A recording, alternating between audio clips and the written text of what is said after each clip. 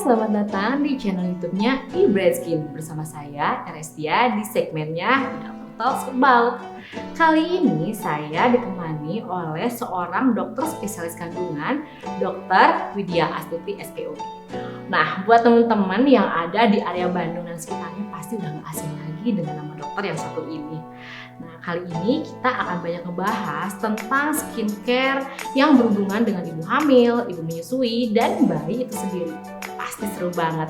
Jadi, yuk kita tonton. Jangan skip videonya ya.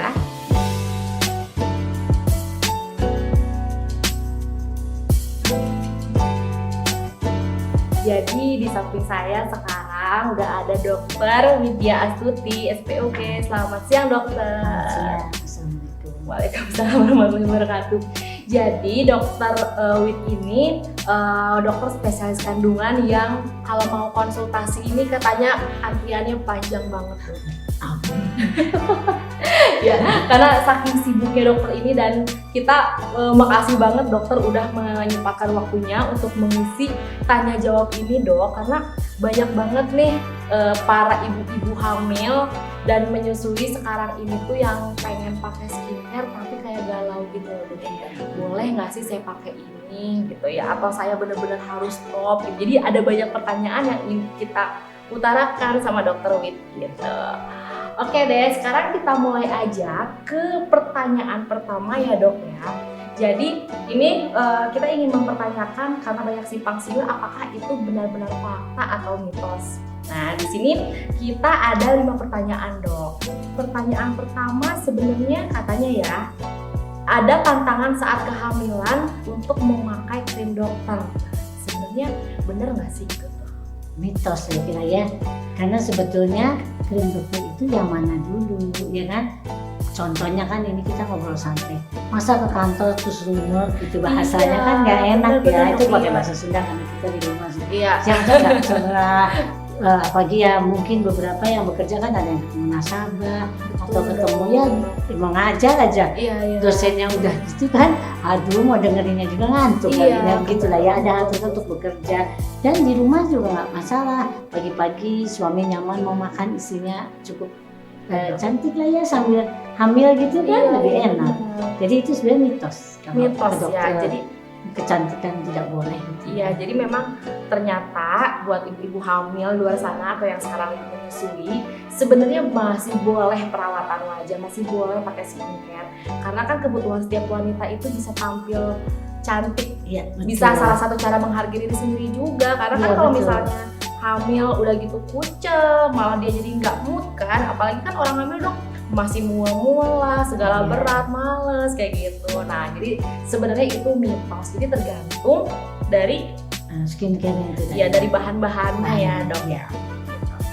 Oke, jadi alhamdulillah nih buat teman-teman di luar sana yang sekarang lagi hamil, nanti paling kalian harus cek skincare yang ada di rumah kalian, bahan-bahannya ini sebenarnya boleh nggak dipakai pada saat kehamilan gitu. Nah nanti kita akan mengulas lebih lanjut bahan apa aja yang boleh dan nggak boleh, karena pertanyaan kedua ini masih seputar tantangannya, benar nggak ibu hamil itu tidak boleh pakai kutex dan cat rambut? Sebetulnya sih tidak juga. Berarti mitos juga. Kalau kami di Muslim ada juga kan yang kuteknya henna, ya. ada juga yang untuk rambut. Itu tidak, itu bahan tumbuhan asli loh ya. Jadi boleh. Sekarang juga bermacam-macam kok kuteksnya. Bukan terdiri dari yang memang pembersihnya ada beberapa toner yang mengandung alkohol ya dan lain-lain. Tapi ada juga yang sudah sangat maju ilmunya justru. Kecantikannya itu malah sekarang kan aman untuk ibu hamil, itu banyak sekali. Termasuk kuteksnya ya, termasuk untuk pengecetan rambutnya. Beberapa bilang dok itu zat kimia loh. Iya. Pernah saya lihat di penelitian kemudian di negara berkembang juga ada, ternyata tidak selalu begitu. Ngecat tuh bukan asal kayak cat tembok gitulah bahasanya kan suka salah aja. Oh ngecatnya begitu, tidak, ada tata caranya, ada yang cuma tidak mencapai ke akar rambut yang tidak diserap. Memang ada beberapa bahan yang diserap di akar rambut, di kulit yang menyebabkan 35-40% itu agak cukup tinggi. Bahan-bahan tersebut yang tidak boleh dipakai. Oke, karena berarti menyerap pada ibu kehamilannya. berarti memang untuk ibu hamil yang masih pengen ngecat rambutnya jangan sampai ke akarnya karena Iya, takutnya gitu. terserap Betul. masuk ke dalam aliran darah gitu Iya, ya. dan Dok, ya? ada juga tata caranya kok, banyak macam-macamnya sekarang. Cat yang memang spesial untuk rambut ya. Iya, yang Jadi kan khusus memang juga aman tidak buat- merusak dan aman untuk ibu hamil. Oke, Ya, harus berarti- dicari lah ya. Ya, sama lah seperti skincare, berarti memang kita harus lebih jeli lagi bahan mana yang bisa kita pakai Iya, sama betul ya.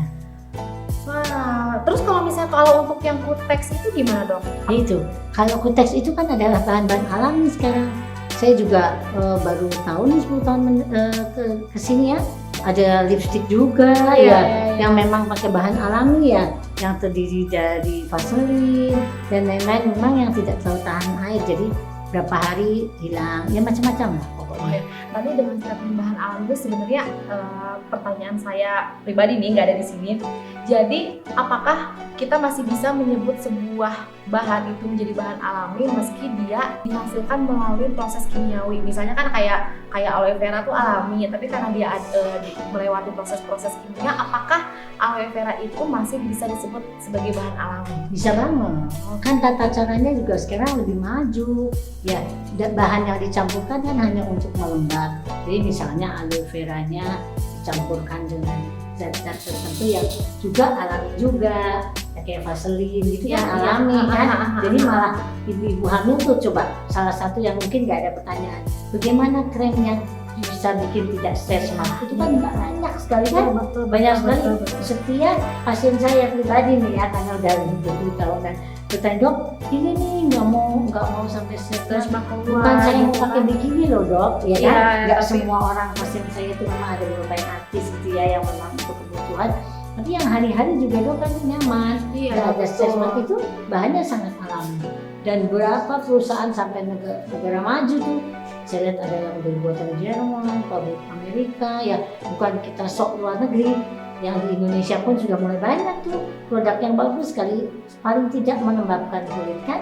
Ya, Bukankah kehamilan itu tambah kulitnya ada 1-2 hormon yang memang menghitamkan kulit, Iya. sehingga dibutuhkan krem-krem lah untuk ya namanya wanita. Iya, karena Kalau wanita mah tenanawan bahasanya, ya kan? Kalau untuk bersolek memang tempatnya wanita. iya, karena Kan? memang udah dasarnya wanita Ya, tuh pengen kelihatan itu, cantik meskipun iya. tidak diperlihatkan gitu ya. Betul. Dan itu kan untuk konsumsi keluarga boleh, suami sendiri lebih baik, untuk pekerjaan pun kan bisa. Iya, gitu betul ya. sekali dok. Iya. Gitu ya, kayaknya gambarannya lah Iya. ya soal tentang skincare pada kehamilan itu ya. Iya, ya, karena kan sekarang juga dok, kan namanya perempuan nggak selalu jadi ibu rumah tangga kan. Sekarang udah banyak banget perempuan yang bekerja dan ketika dia hamil pun masih tetap harus untuk kerja.